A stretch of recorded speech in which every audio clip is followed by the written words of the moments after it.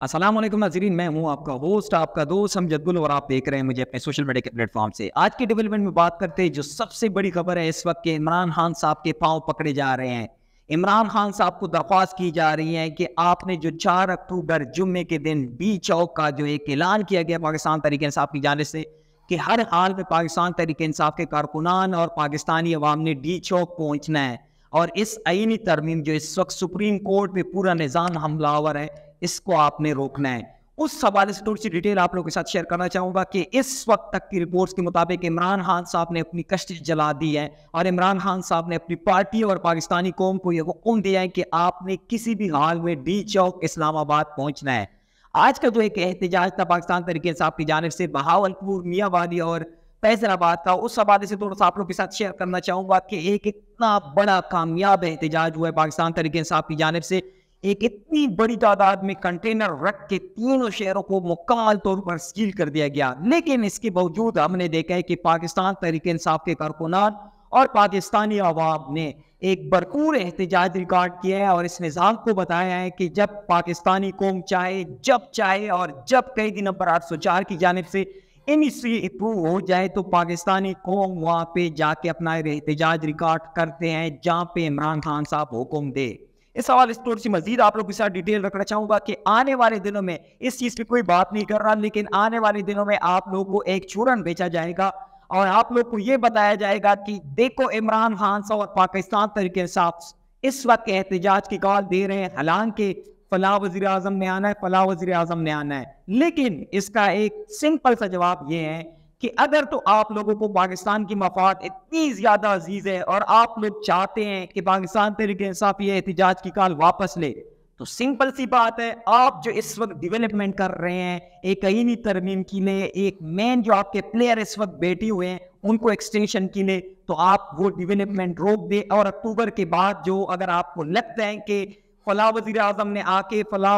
ने आके पाकिस्तान की भलाई की कोई बात कर दी है, आप वो डेवलपमेंट रोके पाकिस्तान तहरीक इंसाफ को उसके बाद चाहिए कि वो भी एहतजाज की कॉल वापस करके अक्टूबर के बाद की एक ऐलान कर दे कि उस तरीक को हमने एहतजाज करना है। लेकिन ऐसा नहीं होगा क्योंकि जो इनकी मेन वजह है या जो इनके मेन पॉइंट्स है वो ये सारा कुछ हो रहा है वो सिर्फ और सिर्फ उस आईनी तरमीम की वजह से हो रहे हैं। इसके साथ साथ इमरान खान साहब ने यह साबित कर दिया कि वो जब चाहे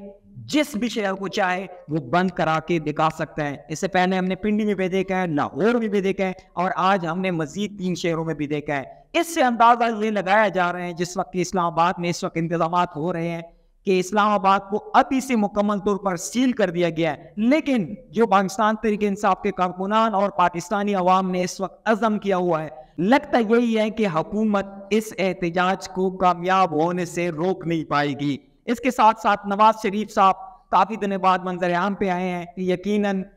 एक पाकिस्तानी कौम की ये खुशकिस्मती है कि नवाज शरीफ साहब का दीदार नसीब हुआ है पाकिस्तानी कौम को। नवाज शरीफ साहब को अब तक की रिपोर्ट्स के मुताबिक बाहर जाने से रोक दिया गया है और नवाज शरीफ ने उस गुस्से को शो ऑफ कराने के लिए वो पाकिस्तानी कौम के सामने है। और एक जो आप लोग के साथ शेयर करने वाली बात है कि नवाज शरीफ साहब ने पाकिस्तानी कौम को आज की तकरीर में 3 से 4 दफा भेड़ बकरियों से तशबीह दी है और उसने कहा है कि पाकिस्तानी कौम भेड़ बकरियों की तरह पाकिस्तान तहरीक इंसाफ के चेयरमैन इमरान खान साहब के पीछे जा रहे हैं। नवाज शरीफ के आज की तकरीर से आप लोग अंदाजा लगा सकते हैं कि नवाज शरीफ साहब जिस तरह रो रहा था, एक तो उसने पाकिस्तानी कौम से बदला लिया है, जो पाकिस्तानी कौम ने नवाज शरीफ को साहब को इलेक्शन में वोट नहीं दिया था और यास्मीन राशिद साहिबा जेल में बैठ के नवाज शरीफ से आपसे जीत चुकी थी, उस बात की भी नवाज शरीफ साहब ने आज पाकिस्तानी कौम से बदला लिया है और उनको भेड़ बकरियों का से तशबीह दिया है। और इसके साथ साथ नवाज शरीफ साहब ने वो जो एक बड़ी मशहूर कौल है कि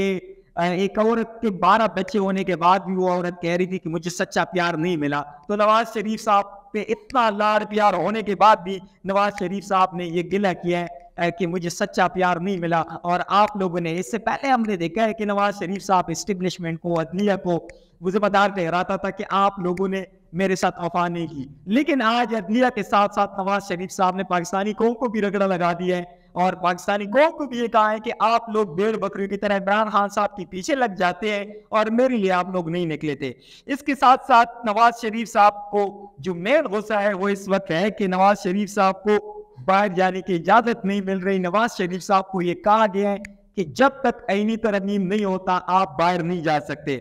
इसके साथ साथ अली अमीन गड्ढापुर साहब की जाने से भी एक वाज़िह पैगाम आया है कि इस दफा हर हाल में डी चौक पहुंचना है, उसके लिए 2 दिन लगे 3 दिन लगे, क्योंकि गंडापुर साहब के साथ भी आखिरी मौका है। रिपोर्ट्स के मुताबिक इमरान खान साहब ने गंडापुर साहब को ये एक आखिरी वार्निंग दिया है कि आपने किसी भी हाल में आपने इस्लामाबाद डी चौक पहुंचना है। और इमरान खान साहब और नवाज शरीफ साहब में जो एक और बात है या एक और मेन डिफरेंस है वो भी आप लोगों के साथ शेयर करना चाहूंगा कि इस वक्त इमरान खान साहब ने जो आखिरी दफा बात की थी जेल से, उसने पाकिस्तानी अवाम को